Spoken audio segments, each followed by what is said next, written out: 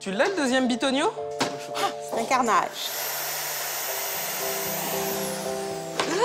Ah, c'est complètement stressant, je vais faire une crise cardiaque, moi. On voit bien comment le boulot il a été fait. Le mur prend la flotte, c'est bouffé par le salpêtre. Ça, c'est des champignons, tout ça. Il y a tout qui est pourri, il y a tout qui s'effondre. C'est pas une maison comme une autre, c'est une maison qui a une âme, et cette âme, elle m'appartient parce qu'elle vient des gens qui ont été avant moi. Ça a été très compliqué, vous le savez tous maintenant.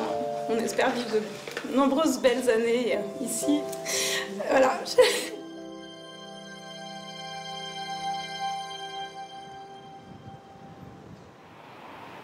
Marseille, devant une grande enseigne de bricolage. Alors, la scie, le diable, la peinture. On commence par la peinture, en fait. Hélène, 52 ans, cadre hospitalier, et Pierre, 58 ans, ambulancier. Ça, c'est la sous-couche, voilà. Il y a du blanc, là. S'apprête à vivre la grande aventure des travaux. Est-ce qu'on prend un gros pot comme ça, aspect mat? C'est toi qui peux faire le choix, mat ou brillant. Ah non, mat. Enfin, je sais pas, il me semble, non C'est ce qu'il y aura. Hélène est un peu perdue. Moins lourd. Est-ce que c'est bien du mat? Ouais. Un peu maladroite. Évidemment. Rénover sa maison de famille compte beaucoup pour elle. J'y pense la nuit, je réfléchis, je fais ça, je fais pas ça, je vais refaire ça, je vais défaire, je vais refaire, je vais démonter, je vais remonter, puis j'ai des idées. Puis après, j'appelle Pierre en lui disant, est-ce que mon idée, on peut la faire? Oui, non, peut-être. Elle est le scénariste, moi j'essaye de mettre en image. C'est pas toujours facile. Alors, les douilles de chantier, Disjoncteur, boîte de dérivation, ça doit être par là. C'est un projet qui me tient à cœur parce que c'est une maison qui est dans la famille depuis 6 générations. C'est une vieille maison, mon père y était très attaché, j'y suis moi-même très attachée. J'ai voulu la rénover une fois que j'en ai hérité. Je suis bien là-haut, c'est chez moi là-haut. Allez, on y va. Là-haut, c'est à 250 km de Marseille, dans un petit village de montagne sur les hauteurs de Nice. Je pense que ça, en le pensant un petit peu et en repassant par-dessus, ça devrait le faire. Une fois encore, Hélène et Pierre consacrent leur semaine de vacances à retaper la maison d'Hélène. Du sol, des toilettes pour les carreaux. Quand j'étais petite, j'y allais avec ma mère, mon père, mes frères. C'est mon repère, c'est mon abri. Le moment où j'arrive et où je vais ouvrir la porte et où je vais respirer l'odeur de cette maison est quelque chose d'important pour moi. On est dans l'excitation, là. On est dans le plaisir. Faut que ça dure.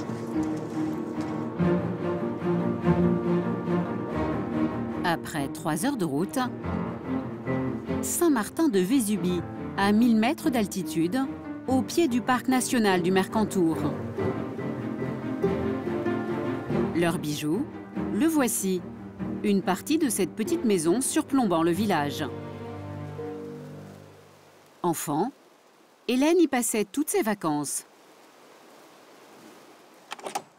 Voilà, on y est. Ça, c'est le meilleur moment de la journée, ça. Et ben maintenant, il n'y a plus qu'à ranger tout ça. Ouais.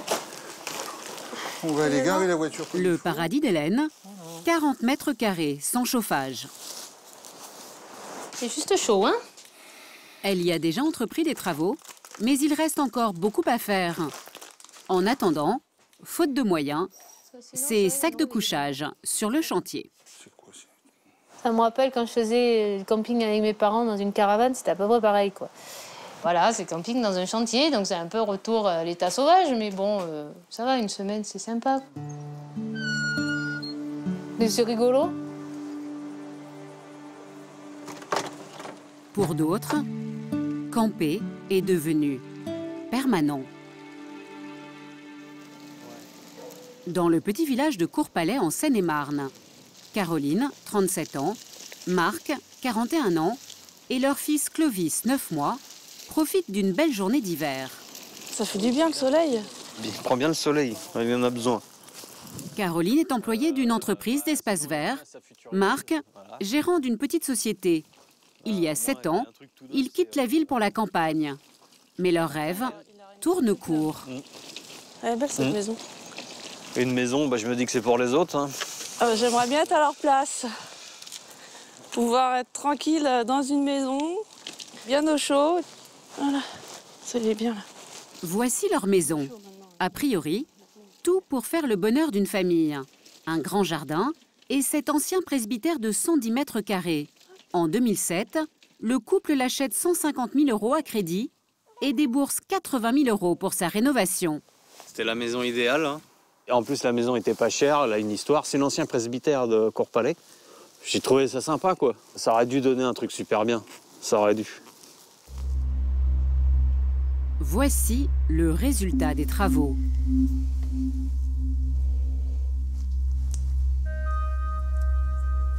Là, on est à l'étage. Bon, c'est pas très grand. Hein. Et donc, il devait y avoir 2 chambres. La chambre parent, la chambre enfant, la salle de bain dans le fond. Enfin, une par fenêtre, en fait. Caroline et Marc font appel à un entrepreneur. Le résultat est catastrophique. On voit bien comment le boulot il a été fait. Le mur du fond n'est pas étanche, il prend la flotte. Il est tout pourri. Et toute cette partie-là, elle est mouillée. C'est bouffé par le salpêtre. Voilà. Ça, c'est des champignons, tout ça. À la longue, ça va fissurer. Ça va me faire une fissure gros comme ma main. Hein. De toute façon... Ça, là, c'est du polystyrène. C'est strictement interdit en intérieur. Pourquoi? Nocif en cas de dégagement de fumée et hautement inflammable. Donc voilà. Sinon, Matériaux dangereux, humidité et de nombreux vices de construction rendent la maison inhabitable et dangereuse.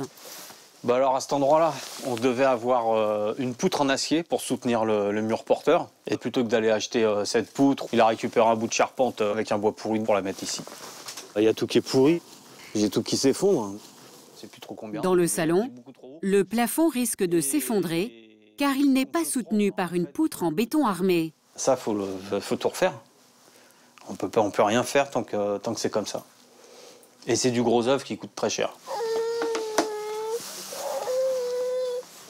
Maman, elle va couper les tomates.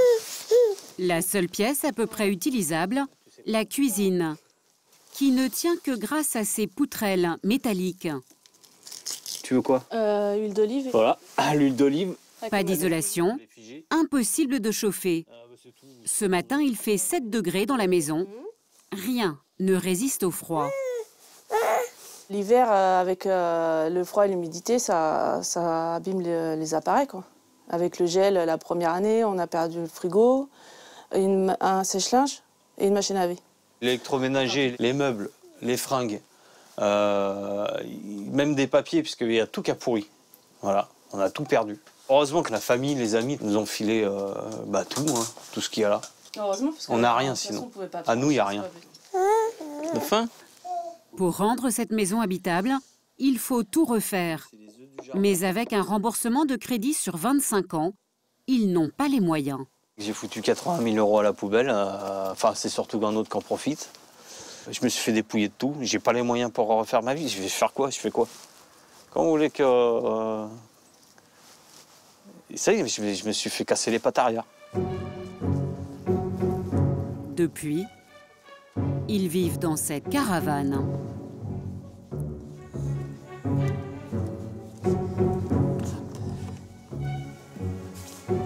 Bah mange. Pas l'heure de jouer encore. 8 mètres carrés, un confort plus que sommaire. Ce calvaire dure depuis 7 ans. Je te sers? Merci. Ouais, s'il te plaît. Beaucoup, pas beaucoup? Non, un petit peu, 2-3 cuillères. Pas de place pour une table. Ils mangent debout et à tour de rôle. On peut pas se mettre à deux, là.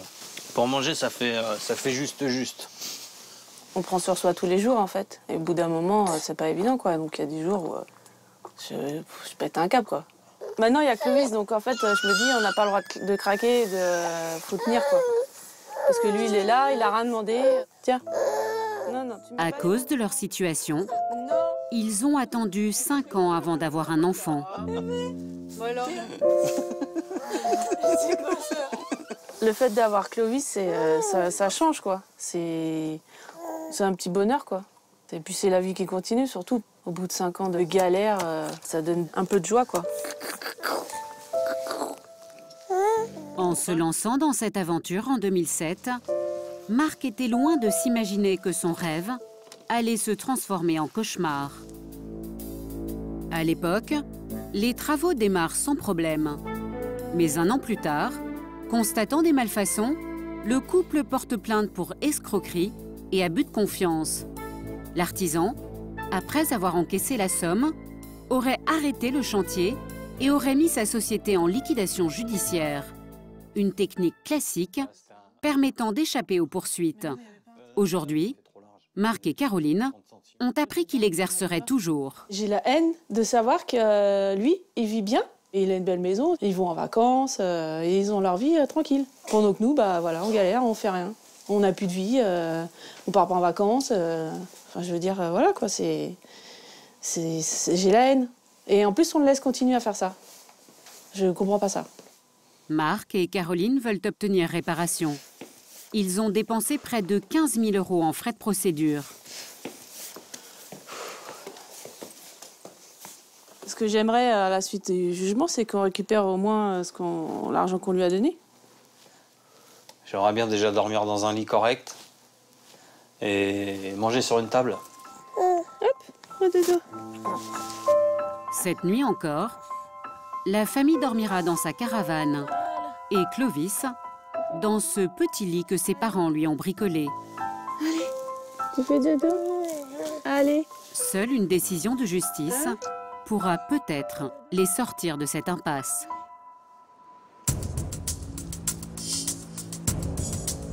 Comme Marc et Caroline, près de 2000 personnes portent plainte pour des rénovations ratées, des malfaçons ou des chantiers abandonnés. Soit près de 25 000 dossiers par an.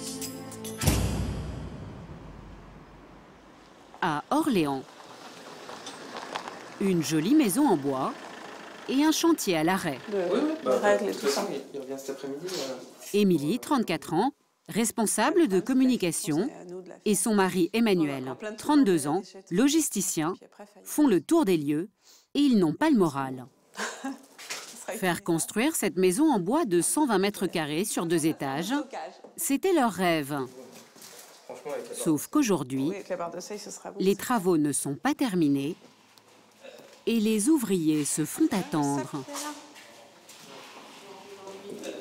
C'est le projet de notre vie, puisque voilà, c'est quand même un emprunt pendant 25 ans. Enfin, voilà, c'est quelque chose qu'on a porté, on a fait les plans. Enfin, voilà, c'était notre bébé. Voir un bâtiment, une coquille vide, on se dit, c'est juste horrible. Ouais, complètement.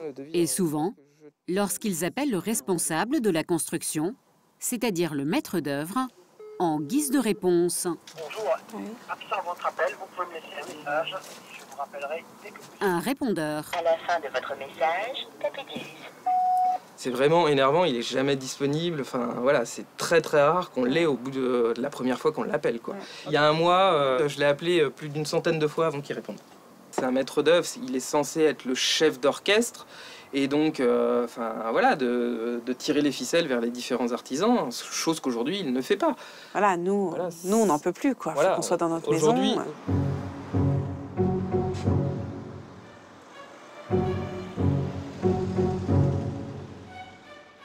En 2009, Émilie et Emmanuel achètent ce terrain pour faire construire leur maison en bois. Ils empruntent 320 000 €. Ils recourent à un maître d'œuvre qui choisit alors une société spécialisée dans ce type de construction. Sauf que l'entreprise se serait révélée incompétente, voire malhonnête. Elle réclame au couple un supplément financier. Ils refusent. Le chantier s'arrête net pendant 1 an et leur maison est aujourd'hui sans électricité ni eau chaude. Émilie et Emmanuel sont contraints de louer un appartement près de leur chantier. Ils ont un petit garçon, Sacha.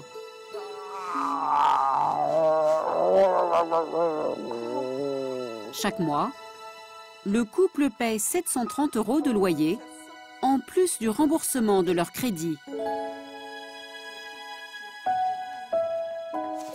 Là, j'avoue que d'être encore ici dans cet appartement, alors il est très agréable, hein, cet appartement, mais c'est sûr que voilà, on devrait être dans plus grand, plus chez nous de toute façon, en fait. On a envie d'arriver au bout, puisque payer un loyer plus une maison, enfin voilà, c'est quand même un sacré budget et ouais, envie de profiter, quoi. Cette maison, on en a tellement rêvé qu'on a hâte d'être dedans. Le petit bonhomme qui commence à faire ses premiers pas. Est-ce que tu vas attendre d'être dans la maison, mon chéri? Bon, pas sûr, hein. Papa! Émilie et Emmanuel n'espèrent qu'une chose, que le chantier reprenne pour pouvoir s'installer avec Sacha dans leur jolie maison.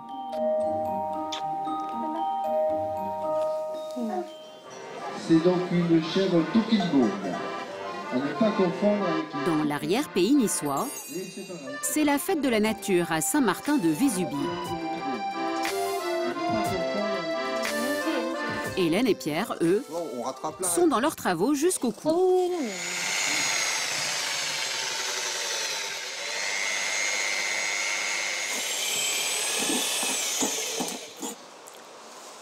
Couche le plus, voilà. Couche plus, couche plus, couche plus, couche plus, couche plus, couche plus, voilà. Un professionnel, il me voit faire, il pleure, quoi.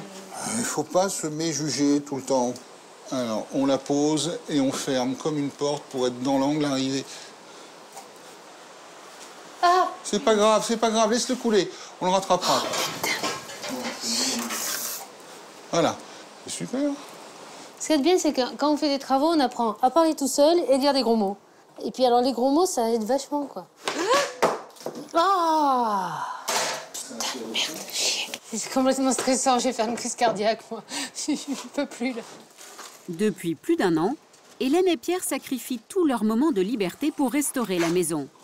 Ils ont créé une salle de bain, refait la plomberie, tout le réseau électrique, la cuisine, et ils n'ont pas fini. Ils s'attaquent maintenant à cette ancienne écurie au sous-sol qu'Hélène veut transformer en chambre. Il faut tout vider. Donc le mieux, c'est de commencer parce que ça va être un énorme travail. Donc allons-y. Demain, un artisan doit couler une dalle de béton. Waouh, si quelqu'un faisait la sieste, là, c'est moi. Ils ont 1200 kilos de matériaux à évacuer. Aïe, non, ne me tire pas. Ne me tire pas, sinon on va pas y arriver.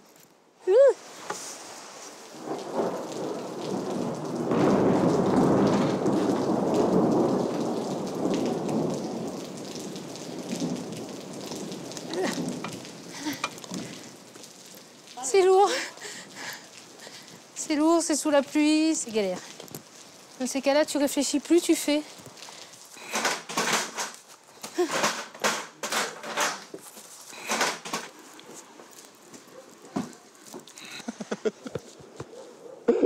Merci. Petite mouillée.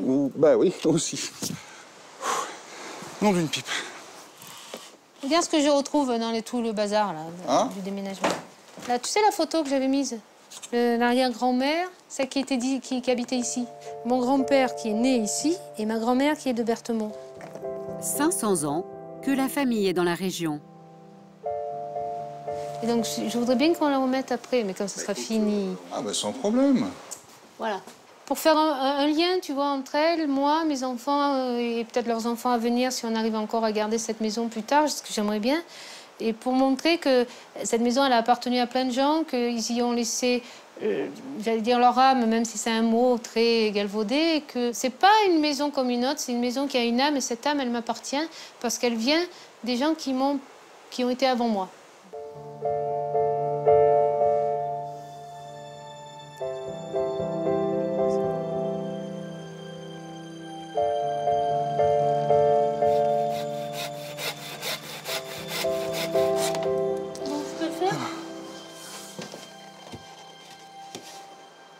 J'enlève ça parce que ça gêne. Hein. Oui. C'est très paradoxal, quoi, en fait. Parce que c'est galère, mais c'est un plaisir parce qu'on est content de le faire. C'est vrai que c'est quand même très amusant. J'y prends goût, bon, puis je savais pas que je savais faire autant de choses. C'est bien, quoi. Après 6 heures d'effort. La journée a été intense. Je suis fatiguée. On se couche. Voilà. On saute dedans, terminé. Bon, oui, c'est une bonne idée.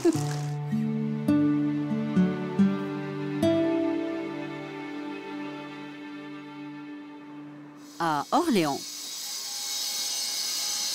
Dans la maison d'Émilie et Emmanuel, le chantier a repris. Bonjour. Bonjour. Ça avance bien? C'est super. Merci. Ça va comme vous voulez? Impeccable, très bien. Bon, bah des fois, il y a des bonnes nouvelles. Leur maître d'œuvre leur a répondu. Pour finir la bâtisse, il a engagé de nouveaux artisans. Pour faire des économies, Émilie et Emmanuel ont déjà donné leur préavis. À l'avancée, on est un peu encore dans l'incertitude parce qu'on déménage dans un mois. Et voilà, il y a encore pas mal de choses à faire, extérieur comme intérieur. Donc c'est compliqué. On a hâte que tout ça soit terminé. Pressés par le temps et à court d'argent, ils ont même fait appel à des amis. Ça va là-haut? Du ravitaillement. Bon, elles sont pas super fraîches. Mais bon, oh, quoi que si, ça va. On les nourrit, on les fait boire. Donc ça vous empêche pas de bosser, hein. Je vous fais confiance. Vous pensez en avoir pour combien de temps là? Demain c'est fini. Demain c'est fini, super. Quand on fait construire, on essaye de trouver les potes qui s'y connaissent et qui vont nous faire un travail, un beau travail quoi. Exigeante. De toute façon, j'ai le chic pour choisir le truc galère à faire. Ils ont organisé une réunion de chantier avec leur maître d'œuvre. Alors, de toute façon, ce sera inscrit sur le compte rendu. Alors, concernant l'électricité, donc on va voir ça avec l'électricien, là, monsieur, pour le consuel, quand est-ce qu'il a. Je te pose la question sur des étanchéités extérieures, parce qu'on en parle depuis 2 ans. On en parle depuis 2 ans et c'est toujours pas fait. C'est toujours pas fait. Alors, moi, ce que je propose, c'est lundi prochain, dernier délai. D'accord. Le test d'étanchéité à l'air et la date de réception de chantier, qu'est-ce qu'on fait? Après 2 ans de galère, Emmanuel est devenu méfiant. Mais bon, on est tombé sur une société qui véreuse, hein, il faut dire le mot, où on s'est fait avoir, mais sur toute la longueur, ça c'est clair. Et les clients ont fait des avances de travaux sur lesquels les travaux n'ont pas été exécutés. Le fait qu'en plus c'est une entreprise qui est encore sur le marché, qui escroque encore d'autres fournisseurs et d'autres clients, enfin voilà, c'est de la rage, c'est de la haine, c'est un sentiment complet d'injustice, on s'est fait avoir. Oui. Craignant une procédure judiciaire interminable, le couple a renoncé à porter plainte contre la fameuse entreprise. D'autant plus que le maître d'œuvre est prêt à leur rembourser les 40 000 € qu'ils ont versés à l'entrepreneur indélicat. Voilà. Je m'engage à solder les travaux déjà payés à l'ancienne entreprise, hein, de façon à ce qu'ils puissent terminer cette opération. C'est un engagement comme quoi je ne vais pas les laisser à la dérive. Et puis nous, financièrement, de toute façon, on ne voilà, pouvait plus du tout assumer. Donc on restait avec une maison qui était ouverte au cas de vent et qu'on ne pouvait pas terminer si on en restait là, quoi. Ouais.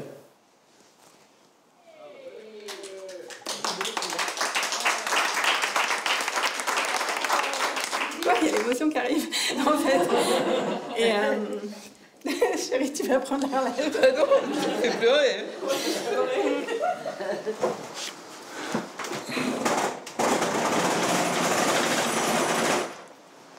Est-ce que ça va, là?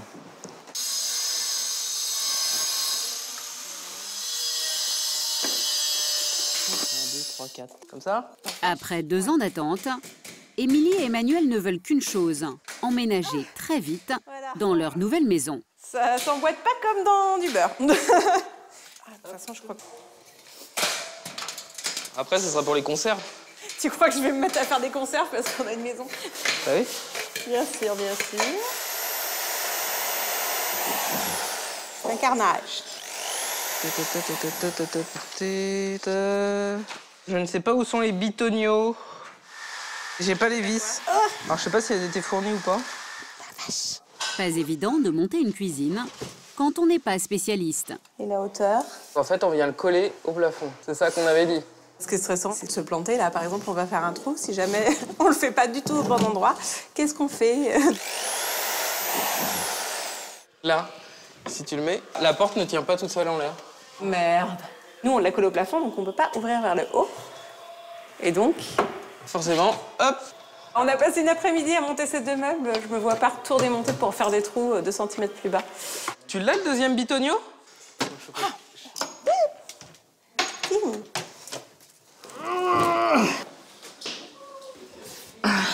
Émilie et Emmanuel ont prévu une pendaison de crémaillère avec tous leurs amis. Allez. Mon chéri. On va y arriver. À Saint-Martin de Vésubie, chez Hélène. Bonjour. Vous allez bien? Et vous-même?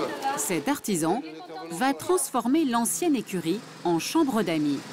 Si Hélène avait fait faire tous ses travaux par un professionnel, elle en aurait eu pour 45 000 €. Sa ténacité et le soutien de Pierre lui ont permis d'économiser près de 25 000 €. C'est beau, hein? C'est bien, ça me plaît. Ça me plaît. T'as vu, c'est bien. Hein? C'est très réconfortant de voir que ça peut avancer sans trop de difficultés.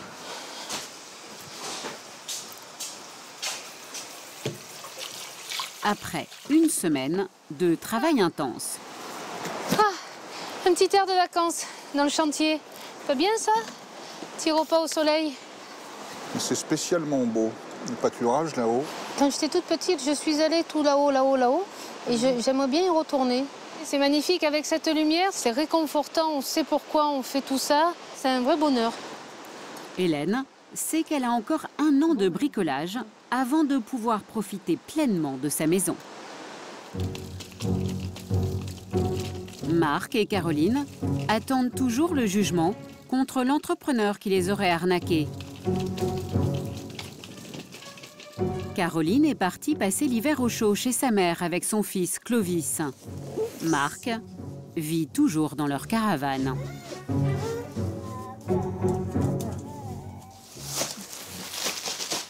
À Orléans, Émilie et Emmanuel sont prêts à emménager dans leur maison.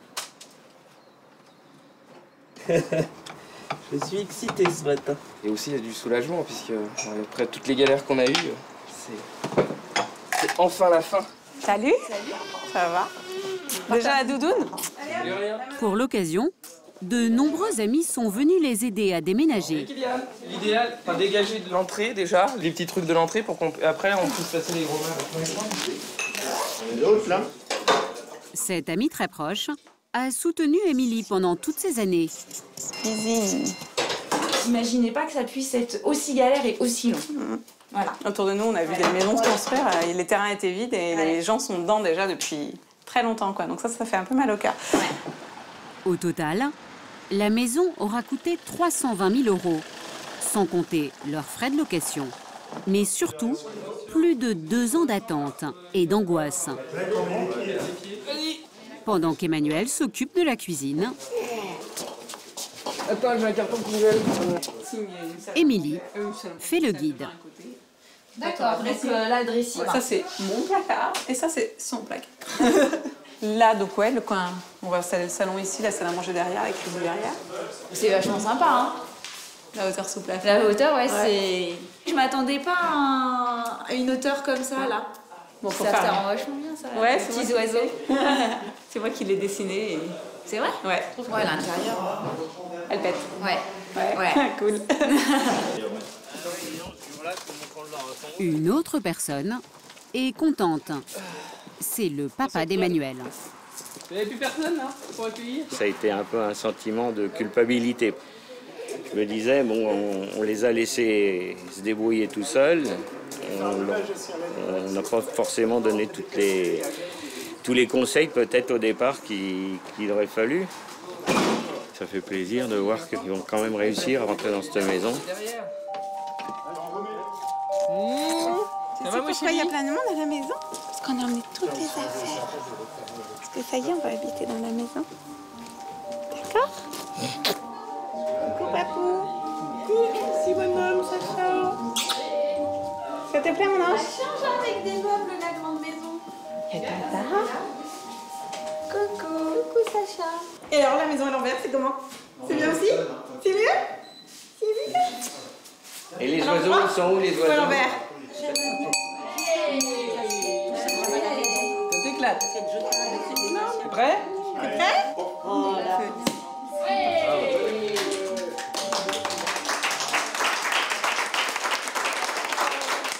On va vous arroser de champagne. Bon, on le fait pas façon Formule 1, mais pratiquement sans exception, vous êtes tous venus nous aider pour cette maison et il y a l'émotion qui arrive en fait. Et Voilà, on voulait vous dire un énorme merci, surtout à beau papa et belle maman qui ont énormément aidé. Chérie, tu vas prendre la relève. Pardon, tu fais pleurer. Hein. Ça a été très compliqué, vous le savez tous maintenant. On espère vivre de nombreuses belles années ici et vous faire venir tous pour vous remercier. Voilà. Bon bah, je crois que... Allez, à boire un coup.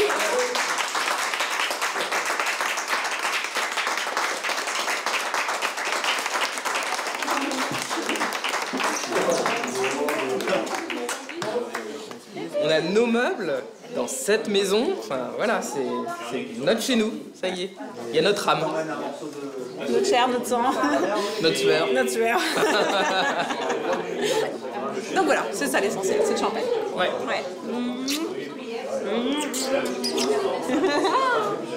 Tu seras mignon dans cette maison.